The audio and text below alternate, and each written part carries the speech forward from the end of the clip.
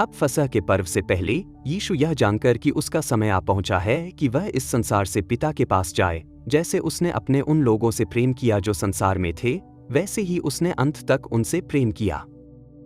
और भोजन समाप्त होने पर जब शैतान शमौन के पुत्र यहूदा इस्करियोती के मन में यह डाल चुका था कि वह उसे पकड़वा दे, यीशु यह जानकर कि पिता ने सब कुछ उसके हाथों में सौंप दिया है और यह कि वह परमेश्वर की ओर से आया है और परमेश्वर के पास जा रहा है, भोजन से उठकर अपने वस्त्र उतारे और अंगोछा लेकर अपनी कमर में बांधा। फिर उसने तसले में पानी डाला और चेलों के पाँव धोने और जिस अंगोछे से वह कमर बांधे हुए था उससे पोंछने लगा। तब वह शमौन पतरस के पास आया। पतरस ने उससे कहा, हे प्रभु, क्या तू मेरे पाँव धोता है? यीशु ने उत्तर देकर उससे कहा, जो मैं करता हूं तू अभी नहीं जानता, परंतु इसके बाद जान जाएगा। पतरस ने उससे कहा, तू मेरे पाँव कभी न धोएगा। यीशु ने उसे उत्तर दिया, यदि मैं तुझे न धोऊं तो तेरी मेरे साथ कोई भागीदारी नहीं। शमौन पतरस ने उससे कहा, हे प्रभु, केवल मेरे पाँव ही नहीं बल्कि मेरे हाथ और सिर भी धो दे। यीशु ने उससे कहा, जो नहा चुका है उसे पाँवों के सिवा और कुछ धोने की आवश्यकता नहीं, क्योंकि वह पूरा शुद्ध है।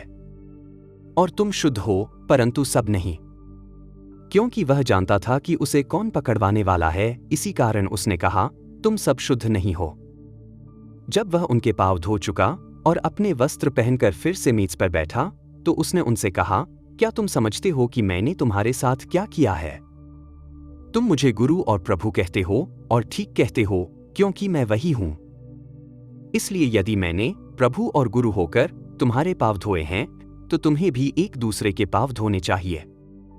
क्योंकि मैंने तुम्हें नमूना दिया है कि जैसा मैंने तुम्हारे साथ किया, तुम भी वैसा ही करो। मैं तुमसे सच सच कहता हूं, दास अपने स्वामी से बड़ा नहीं होता और न भेजा हुआ अपने भेजने वाले से बड़ा होता है। यदि तुम ये बातें जानते हो तो धन्य हो यदि उन्हें करो। मैं तुम सबके विषय में नहीं कहता जिन्हें मैंने चुना है, उन्हें मैं जानता हूं, परंतु इसलिए कि पवित्र शास्त्र पूरा हो, जो मेरे साथ रोटी खाता है उसने मेरे विरुद्ध अपनी एड़ी उठाई।